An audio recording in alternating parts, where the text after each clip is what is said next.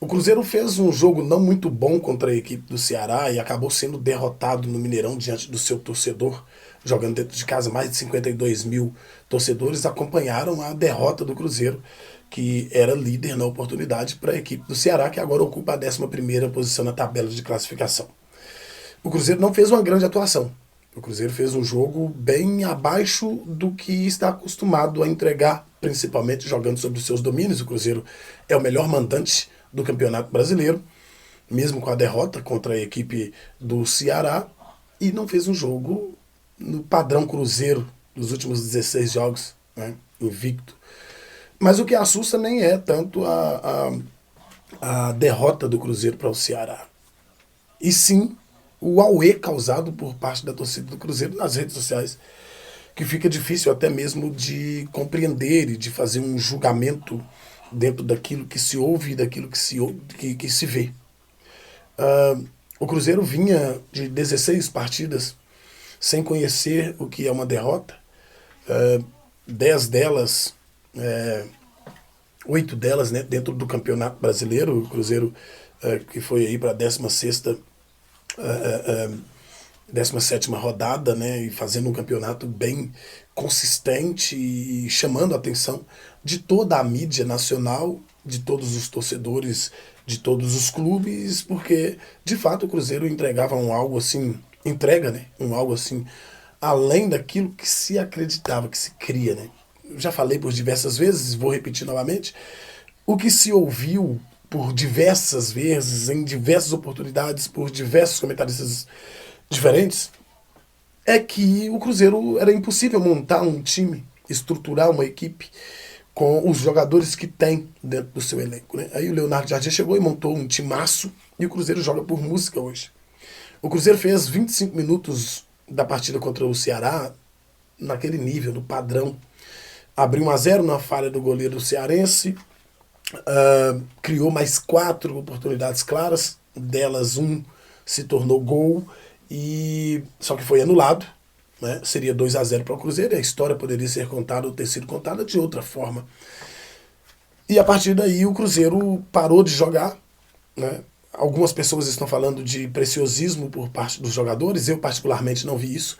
Acho que o mérito tem que ser colocado do outro lado, porque são dois times e às vezes a gente esquece que dois times jogam.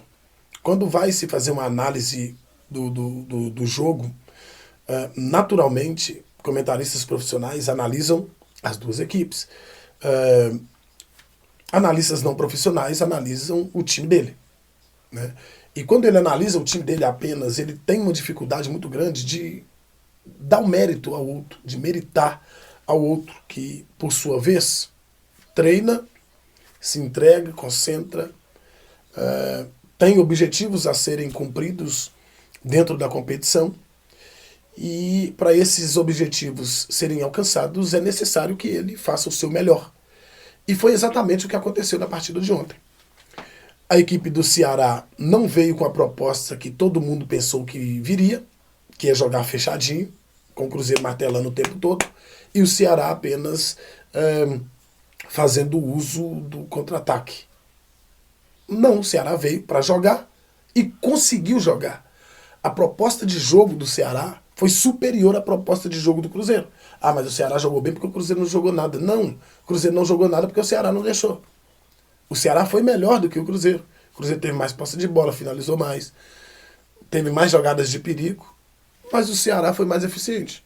E a eficiência do Ceará passa por falhas individuais. E quando a gente fala de falhas individuais, nós estamos falando do futebol num todo.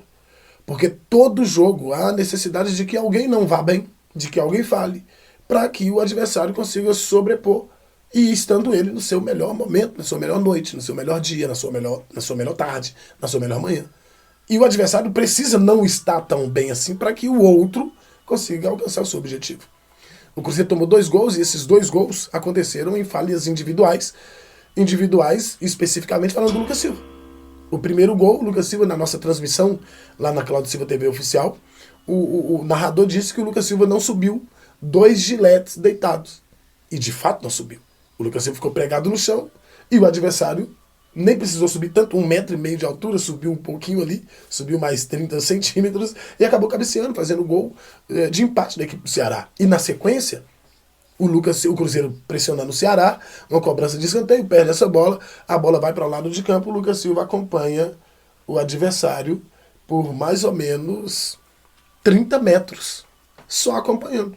Aquele famoso cerca Lourenço do futebol, foi o que o Lucas Silva fez. Então, o Cruzeiro perdeu por duas falhas individuais do mesmo jogador e por mérito da equipe do Ceará, que foi letal. As duas oportunidades que o Ceará criou, ele converteu as duas. E o Cruzeiro não conseguiu fazer o seu jogo acontecer. Então, a derrota do Cruzeiro, que fez o torcedor agora vir para público, questionar se de fato o Cruzeiro briga pelo título, se de fato o Cruzeiro merece a posição que está, se de fato o Cruzeiro não tem que ir ao mercado de forma desvairada e contratar a torta e a direita porque tem que ser assim.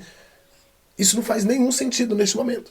Que o Cruzeiro tem que se reforçar, todo mundo sabe disso, não é novidade para ninguém. O Cruzeiro precisa trazer reforços, o Cruzeiro precisa melhorar o seu banco, não que tenha um banco ruim. Hoje, sem nenhum problema, eu não tenho dificuldade nenhuma de afirmar que o Cruzeiro é top 3 de elenco no futebol brasileiro hoje. É Flamengo, Palmeiras e o Cruzeiro. E isso está sendo colocado em prática na tabela de classificação. Então, o Cruzeiro não fez o seu melhor jogo, o Ceará fez o seu melhor jogo. O Cruzeiro não aproveitou as oportunidades que criou. O Ceará aproveitou as oportunidades que criou, independente do terreno.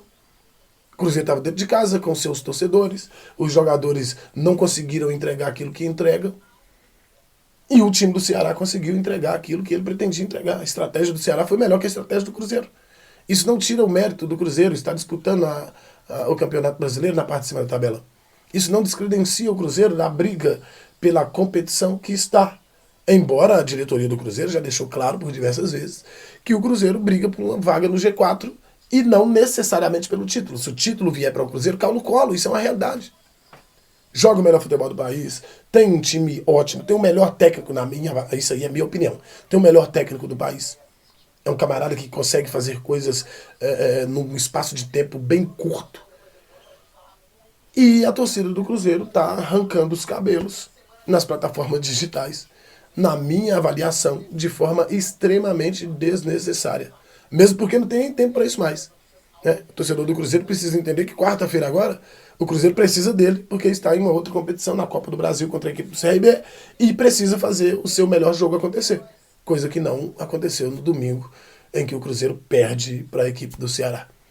Se a gente conseguir entender que do outro lado existe um outro time e que também elabora todas as suas estratégias, e que tem a pretensão de conquistar o resultado, fica muito mais fácil de entender o porquê que o Cruzeiro perdeu a partida de ontem.